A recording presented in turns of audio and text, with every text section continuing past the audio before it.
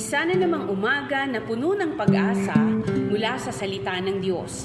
Halina at makibahagi sa ating umagang pagbubulay, pagpapalakas at pagpapatatag sa ating pananampalataya sa Panginoong Hesus. Mula sa Section 6 ng Southern Tagalog District Council of the Assemblies of God, tayong lahat ay magkaisa sa pagpapalagong espiritual.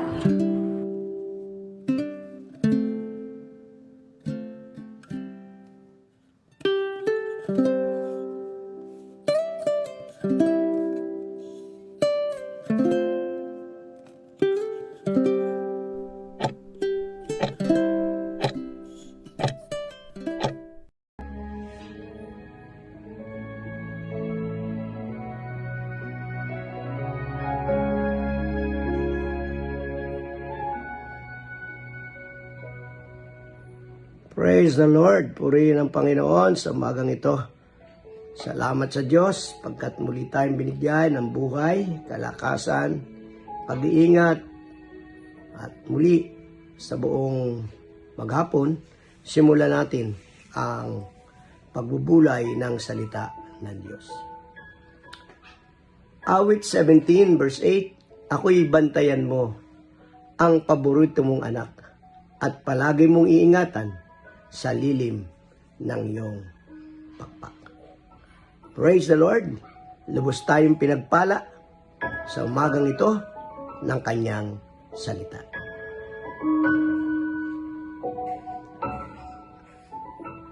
Magandang umaga po sa inyong lahat.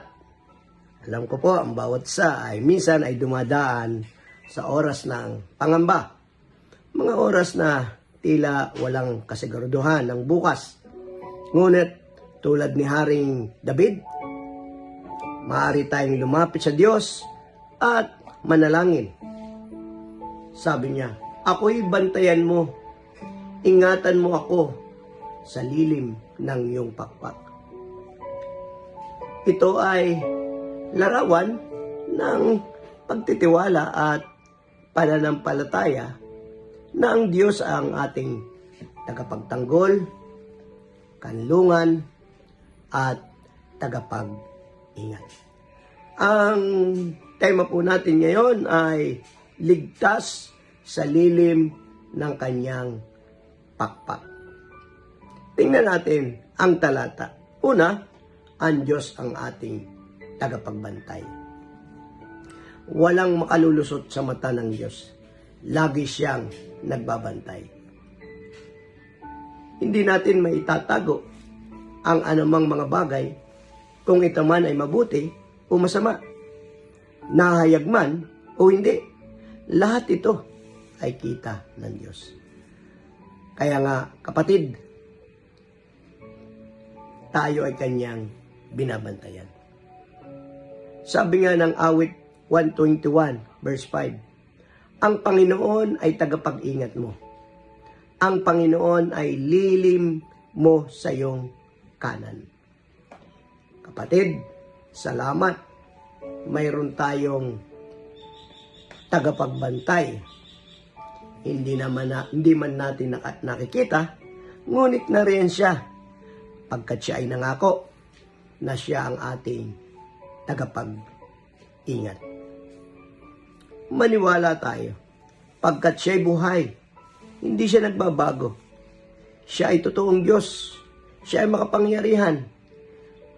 Lahat ng bagay ay ginawa niya. Lahat ito ay kanya. Kaya, praise the Lord, kakaiba ang ating tagapagbantay. Walang makaliligtas sa lahat sa ating Diyos. Ano mang mangyari sa ating paligid, maaari tayong magpahinga sa katiyakang hindi inaalis ng Diyos ang kanyang mata sa atin. Lagi siyang nakatunghay sa atin. Kita niya kung ano ang mga bagay na mangyayari sa atin. At hindi niya hayaan na tayo ay mapahamak. Ikalawa, sa talatang yon ay makikita natin ang Diyos ang ating kanlungan. Tulad ng inahing ibon na tumatakip sa mga sisiw, mula sa bagyo. Ganon din ang Diyos sumasakop sa atin mula sa panganib ng buhay. Totoo po yun. Ako may alagang ilang inahing manok. Pag nilalapitan mo ang manok na kayupyup at kinukuberan niya ang kanyang mga anak, ayaw niya itong mapahamak. At kung maaari, lalaban siya. Ganon din ang ating Diyos. Tayo'y nasa ilalim ng malabay na pakpak ng Panginoon. Yun ang ating kanlungan. Siya ang ating proteksyon. Siya ang nag-iingat sa atin. Sabi ng awit 91, verse 4, Kanyang tatakpan ka ng kanyang mga balahibo. At sa ilalim ng kanyang mga pakpak ay matatagpuan mo ang kanlungan. Salamat sa pangakong yon ng Panginoon ayon sa kanyang mga salita. Kapag tayo natatakot, hanapin natin ang presensya ng Diyos bilang ating kanlungan. Siya ay kumukup-kup sa atin upang hindi tayo mapahamak. Praise the Lord. Purihin ang ating Panginoon. Isa pa ay ang Diyos ay may espesyal na pagtingin sa kanyang mga anak. Hindi tayo basta nilikha na lamang. Tayo ay iniingatan dahil tayo mahalaga sa kanya. Sabi doon, ang paborito mong anak. Ito ay nagsasaad ng pagiging espesyal at minamahal. Totoong espesyal ka. Kasi nililo ka niya, inayos niya. Hindi tayo winis lang ng Panginoon. Katulad ng paglikha niya dito sa mundo, magkaroon ng lupa, maghiwalay ang tubig sa kalupaan, magkaroon ng mga ibon sa impapawid. Winis lang niya. Pero ako, ikaw, tayong lahat, kumuha siya, nagmold siya, at ginawa niya, nililok niya.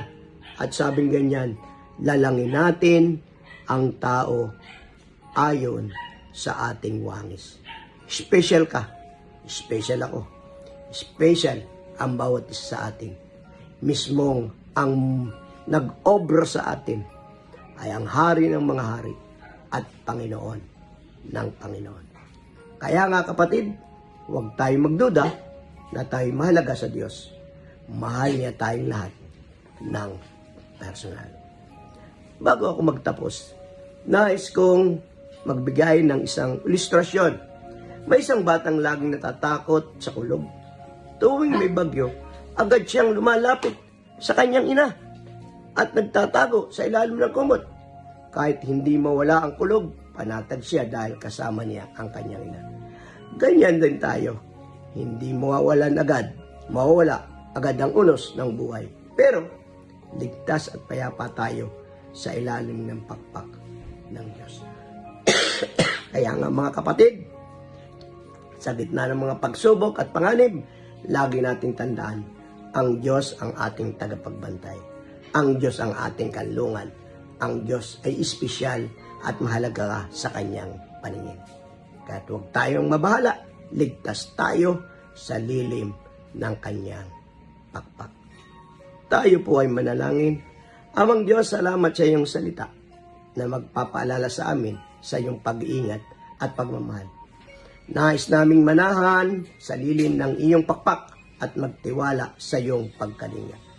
Bantayan mo kami sa buong araw na ito at patuloy na iparamdam ang iyong presensya sa pangalan ni Jesus. Amen.